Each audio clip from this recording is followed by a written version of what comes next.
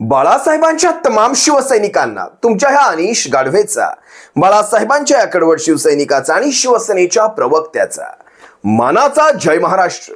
जर अजूनही शिवसेना एक वादळ, शिवसैनिकांना आपल्या हक्काच्या या लाडक्या YouTube प्रबोधन माध्यमाला सबस्क्राईब करायचं राहून गेलं असेल, अजूनही सबस्क्राईब केला नसाल तर तुम्हा सर्व शिवसैनिकांना पुन्हा एकदा कळकळीची विनंती, आता ताबडतोब शिवसेना एक वादळ आपण सर्वांनी लाखोंच्या संख्येने सबस्क्राईब ठेवा. उभ्या महाराष्ट्राच्या कानाकोपऱ्यात शिवसेनेच्या ज्वलंत विचारांना पोहोचवणाऱ्या या माध्यमाला आपण सर्वांनी मिळून मोठं करा, ही नम्र विनंती करतो. मी बऱ्याच दिवसांपासून कमेंटमध्ये वाचत असताना मला एक सामायिक कमेंट दिसली. मला बऱ्याच जणांकडून प्रश्न विचारले जातात की शिवसेनेच्या नावाच्या आणि चिन्हाच्या संदर्भातल्या केसचं सध्या काय चालू आहे.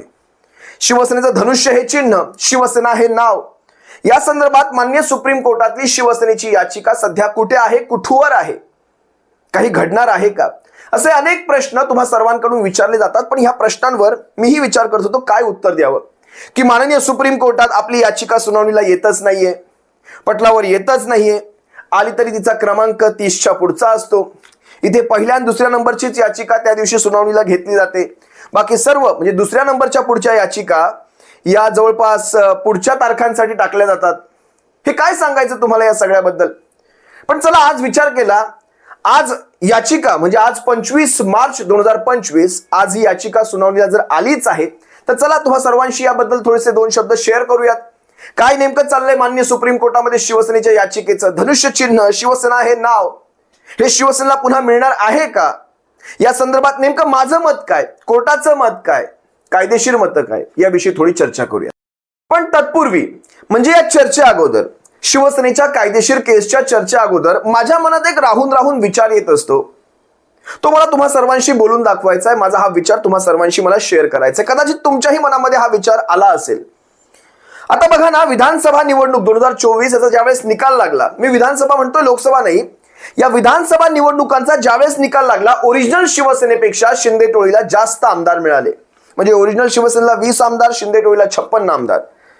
आता पॅरामीटर हा या दुनियेचा लावायचा झाला तर ज्याच्याकडे जास्त आमदार, ज्याच्याकडे जास्त खासदार तेच खरे, हा पॅरामीटर आहे, हेच परिमाण आहे. मग आता शिंदे गटाने म्हणजे एकनाथ शिंदेच्या चेहऱ्यावर, एकनाथ शिंदेच्या कर्तृत्वावर, एकनाथ शिंदेच्या नावावर जर एवढे 56, 57, 58 जे काही आले असतील, एवढे आमदार जर निवडून आणले असतील तर ह्यांना धनुष्याची गरजच नाही, यांना शिवसेना या नावाची गरजच नाही. कारण एवढा यांच्या चेहऱ्याचं काम आहे, यांचं कर्तृत्व आहे, यांचं नाव आहे. तर मग तुम्हाला पाहिजे कशाला धनुष्य, तुम्हाला पाहिजे कशाला शिवसेना हे नाव. त्याला फक्त ओलीस ठेवण्यासाठी, त्याला फक्त अडकवून ठेवण्यासाठी, की हे आदेश आहेत, हे आदेश आहेत कुणाचे तरी, तोपर्यंत हे नाव तुम्हाला ओलीस ठेवायचंय. ते काय म्हणतात, किडनॅप ठेवायचंय. जर तुमचं एवढं घवघवीत यश स्व कर्तृत्वावर असेल तर ह्याची तुम्हाला गरज काय. सोडून द्या हे नाव चिन्ह, सोडून द्या, त्याची तुम्हाला गरजच नाही. कारण तुमच्या वैयक्तिक नावावर, एकनाथ संभाजी शिंदे या नावावर जर 56 आमदार निवडून येत असतील तर तुम्हाला कसलीच गरज नाही. बरं, तुमच्या ह्या यशामध्ये कमळीचा वाटा नाही, तुमच्या ह्या यशामध्ये ईव्हीएमचा वाटा नाही, अनेक गोष्टी आहेत बोलण्यासारख्या. जाऊ द्या, मी माझ्या मूळ मुद्द्यावर येतो, आपल्या केसच्या मुद्द्यावर येतो. आज 25 मार्च 2025 शिवसेनेची याचिका माननीय सुप्रीम कोर्टामध्ये सुनावणीसाठी आहे. पटलावर येईल, सुनावणीला घेतली जाईल, हा एक प्रश्नचिन्ह आहे.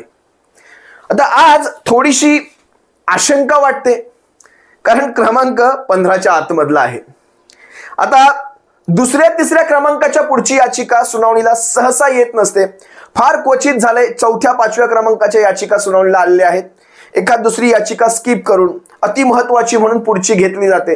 आता शिवसेनेची याचिका ही अतिमहत्वाची नसावी, रेअरेस्ट टू रेअर मधली नसावी, लोकशाहीला तिचा काही फरक म्हणजे परिणाम होत नाही किंवा फरक पडत नाही, अशा प्रकारची एक अमहत्वाची अशी याचिका ती असू शकते, असं मत असू शकतं, माहीत नाही मला.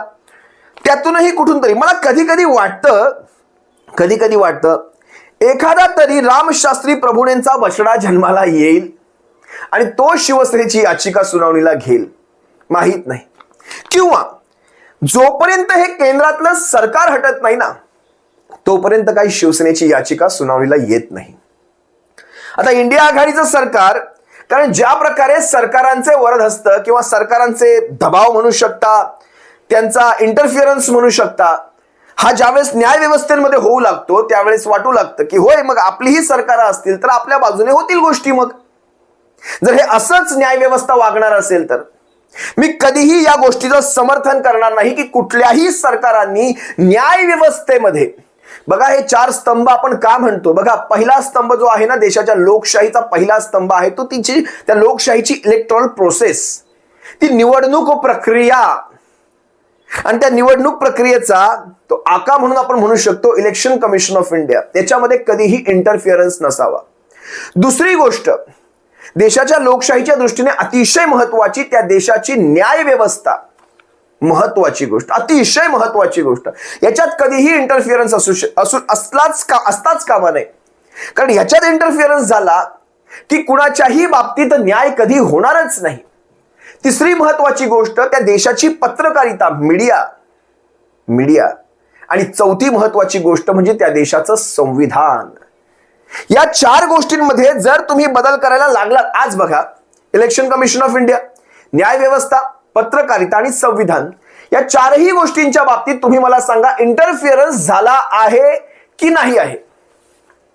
अगदी असं हृदयावर हात ठेवून सांगायचं, अगदी कमळीच्या भारतीय जनता पक्षाच्या कार्यकर्त्यांनी, आरएसएसच्या ते जे कोणी असतील स्वयंसेवक, त्यांनी हे सांगावं या 4 गोष्टींमध्ये इंटरफिअरन्स झालेला आहे की नाही आहे. ज्यावेळेस या 4 गोष्टींमध्ये इंटरफिअरन्स होतो त्यावेळेस आपण हुकुमशाहीच्या दिशेने असतो, हे मान्य करावंच लागेल. आज बघा ना, काल परवाच मला ते एक उदाहरण मी तुम्हाला सांगतो. यशवंत वर्मा म्हणून, म्हणजे दिल्ली हायकोर्टाचे जस्टिस, न्यायाधीश, यांच्या घरी अनावधानाने आग लागते. आता त्यांना असंच वाटत असेल, झक मारली आणि ती आग लागली. मी कधी असे शब्द वापरत नाही, पण तुम्हाला ज्यावेळेस न्याय व्यवस्थांवर मला चीड येते त्यावेळेस माझ्या तोंडी हे असे शब्द, झक मारली आणि आग लागली. काय झालं? आग विझवायला, म्हणजे ह्यांनी कोणी कंप्लेंट केली नाही केली मला माहित नाही, जस्टिस बाहेर होते. हे वर्मा, हे जस्टिस, यांच्या कार्यकाळातल्या केसेस तुम्हाला सांगतो, कुठल्या कुठल्या केसेस यांनी लढवल्या होत्या आणि काय घडलं त्या आगीमध्ये. यांनी काँग्रेसची खाती गोठवली होती, काँग्रेसची बँक खाती गोठवली होती. पहिली एक केस त्यांनी लढवली. अशा अनेक केसेस आहेत, पण त्याला 2 ते 3 मी तुम्हाला महत्वाचे सांगतो. दिल्ली दंगलीच्या केसेस यांनी लढवल्या, 2020च्या मला वाटतं दिल्ली दंगलीच्या केसेस यांनी लढवल्या. आणि तिसरी महत्वाची केस चुनावी बॉन्ड, इलेक्टोरल बॉन्ड्स, या बॉन्ड्सच्या संदर्भातल्या केसेस यांनी महत्वाच्या केसेस लढवल्या. आता ह्याचा आणि झालेल्या घटनेचा काय संबंध आहे नाही आहे हे तुम्ही ठरवायचं, मला माहित नाही. यांच्या घरात आग लागते, फायर ब्रिगेड पोहोचते, फायर ब्रिगेड आग विझवल्यानंतर फायर ब्रिगेड ज्यावेळेस नुकसानीचा पंचनामा करायला बघत असते, काय काय जळलंय, त्यांना टनभर नोटा मिळतात, टनभर नोटांची बंडलं, 500-500च्या नोटांची टनभर बंडलं मिळतात. आता ही कॅश किती होती काय होती माहित नाही. जळलेल्या, अर्धवट जळलेल्या नोटा, अगदी बंडलच्या बंडलं, कोऱ्या कोऱ्या नोटांची बंडलं, 500च्या नोटांची बंडलं घरामध्ये, जस्टिसच्या घरामध्ये. ही आता आपण उदाहरण घेऊयात, म्हणजे माहित नाही मला कितीची कॅश, समजा 15 कोटी. कारण 500च्या नोटांची बंडलं, ती 1, 2, 3 रुपये, 5 रुपये, 10 रुपयाच्या नोटांची बंडलं नाहीत.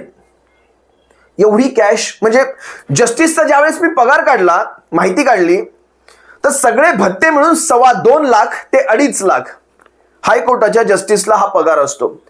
आणि इतर वाहनं वगैरे त्यांना सरकारची असतात, सिक्युरिटी सरकारची असते, घर सरकारी असतं, अनेक गोष्टीत त्यांना फायदे.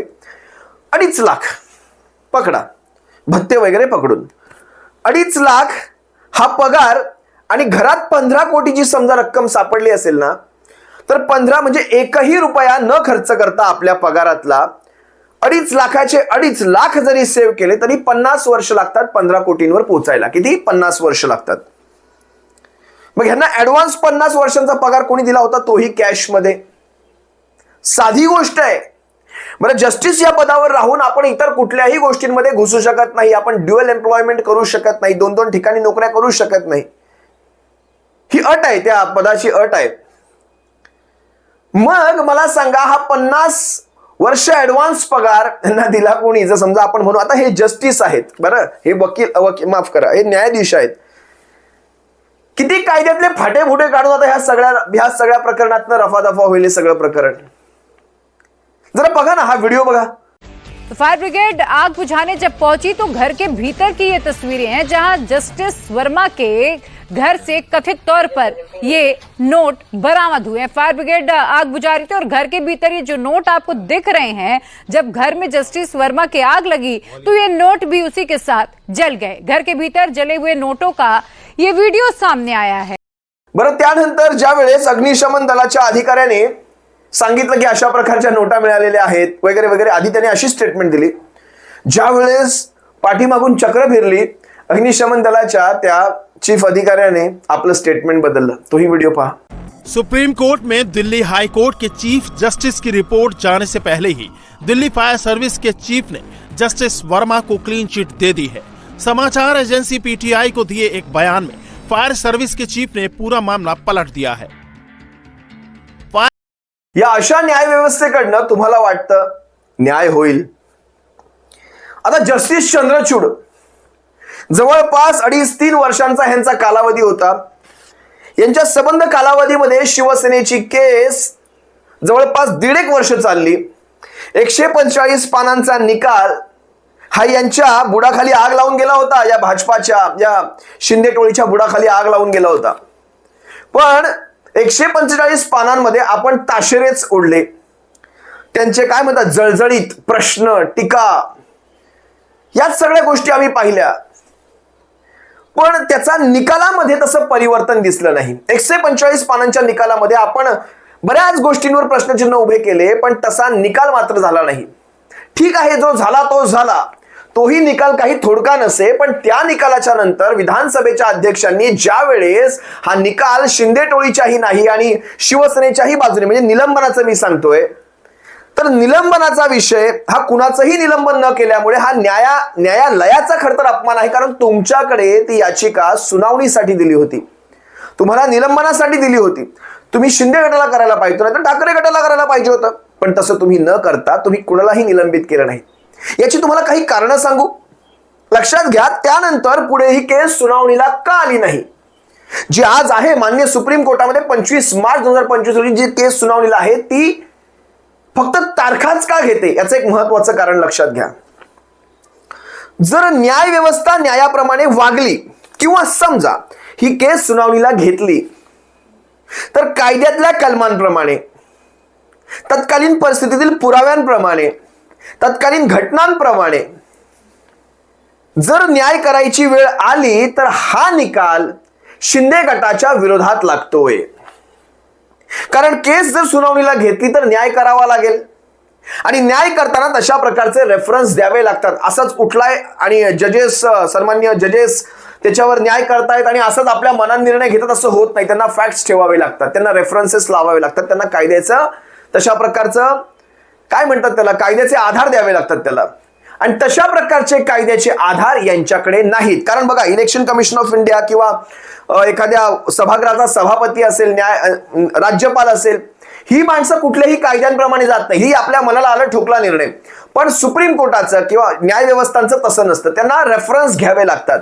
मग जर आज ही केस सुनावणीला घेतली तर न्याय व्हावा लागेल, न्याय करावा लागेल, न्याय दिसावा सुद्धा लागेल यासाठी, आणि जर हा न्याय करायची वेळ आली तर शिंदे गटाच्या आणि कमळीच्या विरोधात लागेल। त्यासाठी आपण तारीखच देऊ नये, तारखांवर तारखा करत राहावं, कारण तारीख हे त्यांच्या हातात आहे, पण न्याय हा तुमच्या हातात नाही। तुम्हाला फॅक्ट्स ठेवावे लागतील, कारण लोक प्रश्न विचारणार या सगळ्या गोष्टींवर, आणि त्या सगळ्याचा काथ्याकोट। आता पहिल्यासारखी व्यवस्था नाही, आता सगळं ऑन कॅमेरा चालतं, सगळं समोरासमोर दिसतं, वकील काय प्रश्न विचारतात। कपिल सिब्बलला सामोरे जायची ताकद मला वाटत नाही कोणाकडे आहे। त्यामुळे तारीख न मिळणं हे यामागचं खरं कारण आहे, कारण निकाल जर लावायची वेळ आली तर शिंदे गटाच्या विरोधात जाणार हे माहिती आहे। आता विचार करा, भाजपा एवढे पक्ष, म्हणजे बघा आता एवढं सगळं चाललंय महाराष्ट्राच्या राजकारणात, आपण पाहत आहेत एवढे पक्षप्रवेश चालले शिंदे गटामध्ये, रोज 1-2 व्यक्ती शिंदे गटामध्ये प्रवेश करत असतात। तुम्ही मला सांगा, भाजपाला ही माणसं आपल्याकडे नको आहेत का? भाजप काय म्हणतोय का आमच्याकडे लोकांनी येऊच नाही? पण भाजपाला माहिती आहे हा शिंदे गट ही आपली एक शाखा आहे, जी तात्पुरती, जिला आपण शिवसेना हे नाव इलेक्शन कमिशन ऑफ इंडियाकडनं देऊ केलेलं आहे। ही एक तात्पुरती संघटना आहे, जी तात्पुरत्या विशिष्ट कालावधीसाठी अशी वेगळी राहणार आहे। जोपर्यंत केंद्राचा आशीर्वाद आहे, मोदी शहांचा आशीर्वाद आहे तोपर्यंत ही शिंदे गट नावाची सेपरेट व्यवस्था आहे, नंतर हिला मर्ज आपल्यातच व्हायचंय. त्यामुळे इकडे जा काय आणि इकडे जा काय, या भारतीय जनता पक्षाच्या ताकदीशिवाय हा शिंदे गट एक तास सुद्धा तग धरू शकत नाही. त्यांना मिळालेले आमदार, त्यांना मिळालेले खासदार हे त्यांची स्वतःचे नाहीत. मी तुम्हाला पुन्हा सांगतो, या सगळ्या मागे काय काय घडलं हे तुम्हा सर्वांच्या समोर आहे, पण त्यांचे आमदार खासदार हे त्यांचे नाहीत. हा सबंध शिंदे गट हा फक्त केंद्राच्या आणि इलेक्शन कमिशन ऑफ इंडियाच्या त्या ताकदीवर चाललेला आहे. ज्या दिवशी या महासत्तांचा हात त्याच्या मागून निघेल त्या दिवशी नंतर याचं अस्तित्व एक तासाचं सुद्धा नसणार, हे स्वतः यांच्या मुख्य नेत्यांना सुद्धा चांगलं माहिती आहे. गेल्या कित्येक दिवसांपासून शिंदे गटामध्ये प्रवेशासाठी रांगा लागतात आणि भारतीय जनता पक्षामध्ये कोणाचाच प्रवेश नसतो. हे शक्य आहे का? त्यामुळे हे स्पष्ट आहे, हा भारतीय जनता पक्ष आणि शिंदे गट हा काही वेगळा नाही. आता जर न्याय व्यवस्थेवर बोलायचं झालं तर भारतीय न्याय व्यवस्थेतला सगळ्यात मोठा विनोद म्हणजे न्यायासाठी वेळेचं बंधनच नाहीये आणि न्यायालयाला कुठलंही वेळेचं बंधन लागू होत नाही. म्हणजे एवढ्याच वेळेत तेवढ्याच वेळेत न्याय झाला पाहिजे असं कुठलंही बंधन न्यायालयांवर नाही.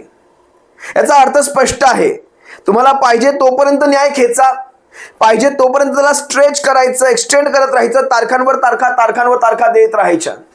हा आहे सगळ्यात मोठा विनोद. तुम्ही 5 वर्ष 10 वर्ष 15 वर्ष, त्यामुळे चित्रपटांमध्ये जे विनोद होतात ना ते याचसाठी होतात. आता चंद्रचूडांनी जाता एक निर्णय घेतला होता, न्यायव्यवस्थेच्या न्यायदेवतेच्या हातातला तो मला वाटतं हातातली तलवार काढून संविधान दिलेलं आहे आणि डोळ्यावरची पट्टी काढलेली आहे. काय फरक पडला ह्याने?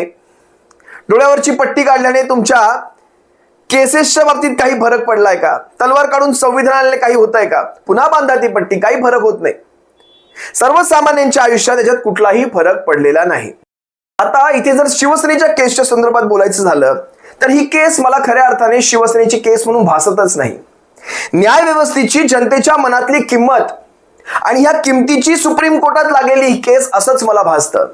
म्हणजे जनतेच्या मनात आता न्याय व्यवस्थांविषयी, मग सर्वोच्च न्याय व्यवस्था असतील, हायकोर्ट्स असतील, यांच्याविषयी जनतेच्या मनामध्ये जी किंमत उरली आहे ती किंमत किती शिल्लक ठेवायची या संदर्भातला आता हा निवाडा मला दिसतो.